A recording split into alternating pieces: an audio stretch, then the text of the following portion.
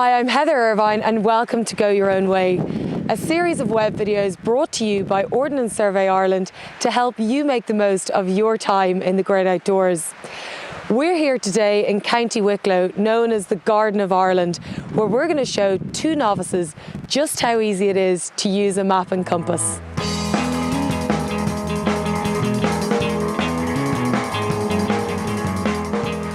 So I'm here today with Linda and Cathal, our two novices who've been kind enough to come out and take a few tips from me on how to use a map and compass and basically make the most of your time in the great outdoors. You're super lucky because we've hit some glorious Irish sunshine today, so no complaints, a great day to be out.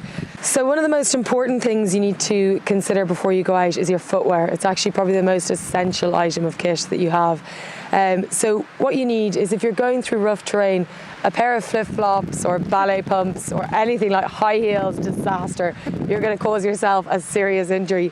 So what you want is a good sturdy hiking boot, which both of you guys have got on today, that offers both traction on the bottom for uneven surfaces and a bit of support around the ankle.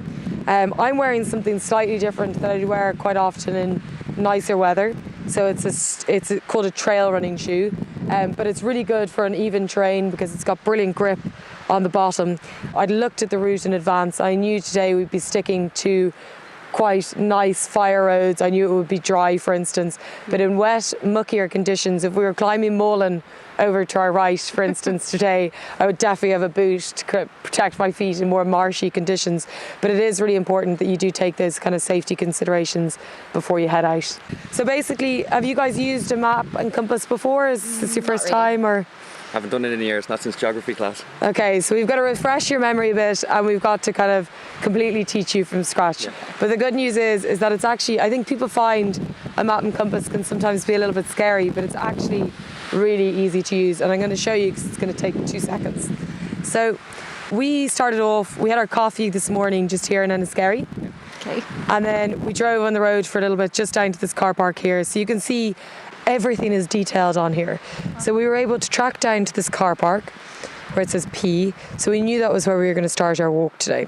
So we started here and we've planned a really nice route that's going to take us down this path towards the river, and there's various landmarks that we'll be able to use along the way just to orientate ourselves, make sure that we're going in the right direction. But it's good to kind of familiarise yourself with the map before you go out and learn about what some of these items on the map mean. So for instance, in red, it's always going to be a historical monument. So you can see there's a megalithic tomb that we're going to pass today. You've got forestry here. The contour lines will give you an indication as to how steep our route is going to be. Yeah. And then we can also measure distance because the map is set out in grids, so we can use that to kind of measure our distance there as well. So just to start off with, really simply, we just want to know if we need to go left or if we want to go right. So that is where the compass is just going to show you exactly what direction to go in. So this is a directional arrow. So this is the arrow we want to follow that'll bring us in the direction that we're walking in. Mm-hmm. Obviously, we get our direction of travel. We know that we're heading down to this junction here. Is where we're aiming for first off as our kind of first point of reference. Okay. So what we do is we put the direction of travel, line our compass up along the route we want to take. Now you'll see there's lines here on the compass and there's also lines on the map, okay?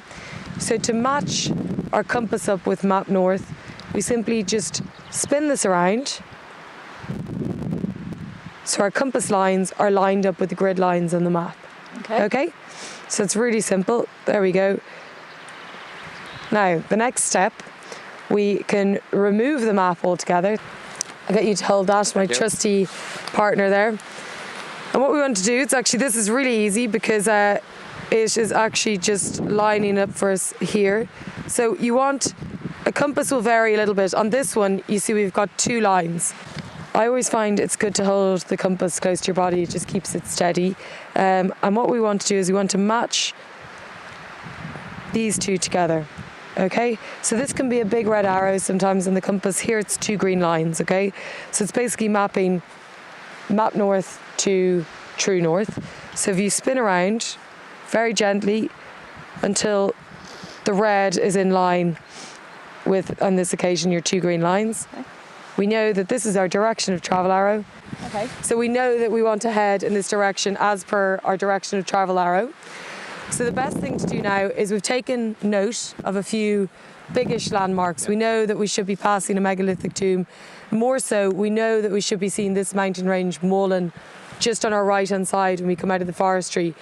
So we know if we come up, we come out of the forestry and we see a large mountain on our right-hand side. No, we're doing well then. We know we're doing well, Yeah, okay? can't miss a mountain So we anyway. can take a quick bearing again, and then perhaps our next landmark might be our megalithic tomb. Okay. So we say, okay, we know which direction we're going to go in.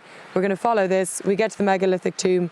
So that's basically it in a nutshell on how we're going to go in the right direction. Great. That So you sounds easy. Are you confident? Yeah. Looking forward to the hike now. I know, it's such a gorgeous day. I think we should start walking. Yeah. Yeah, sure. Brilliant.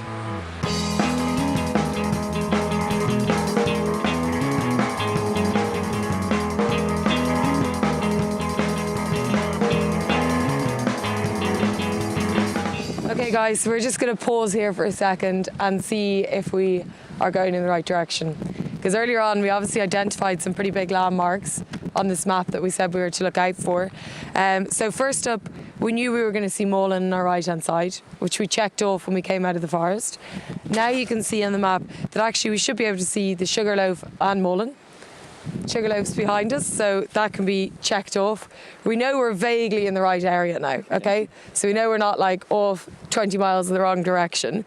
But more specific than that, we'd said that we were going to look out for a megalithic tomb.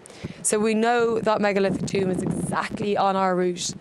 And thankfully, those big rocks in the field behind us would signify that we are in the right place, which is brilliant.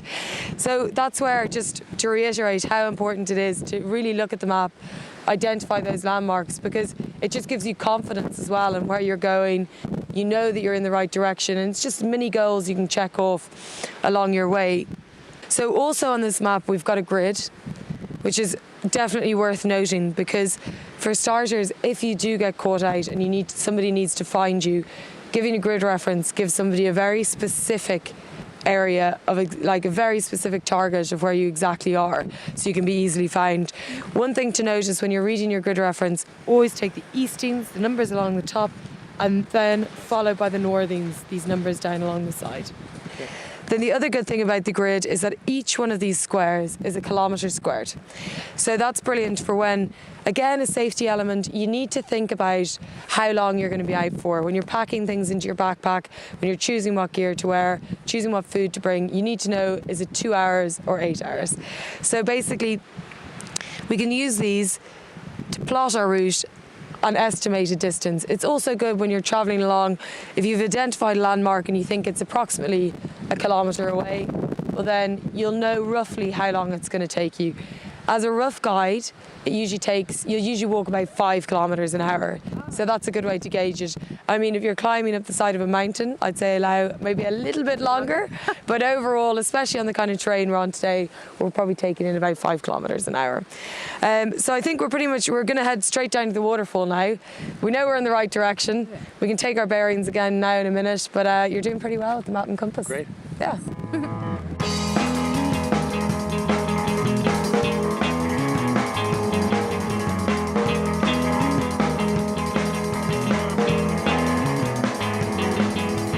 So we're doing pretty well so far, guys, has to be said, because we're definitely on the right track, because we've been able to identify all of those landmarks and check them off as we've gone.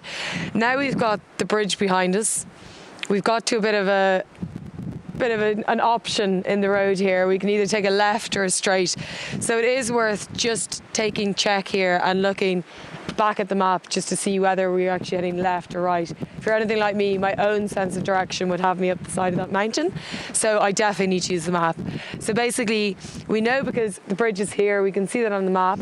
So we've come across here, we're at this junction here, and because we planned our route earlier on, we know exactly really easily and quickly that the waterfall is down here, so we want to take the left fork in the road.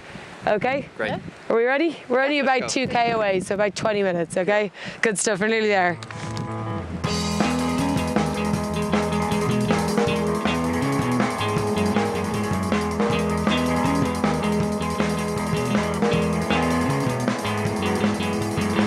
So as you enjoy that, guys? Had a really good great. time. Yeah, it really goes to show how quick and easy it is to use a map and compass, doesn't it? Yeah, I'm surprised how easy it is, like considering I haven't seen something like that since school. Yeah, it's brilliant. Like the map just shows you so much, using everything from the landmarks to see that we're going the right way, to planning our distance so we can think about what kit we're bringing and make sure that we stay safe at the end of the day. And it's just like the more you use the map and compass, the more you become familiar with it. And next time you'll be climbing mountains all over the place. So guys, that's all we've got time for on this episode of Go Your Own Way. Thanks a million for watching, and we'll see you next time.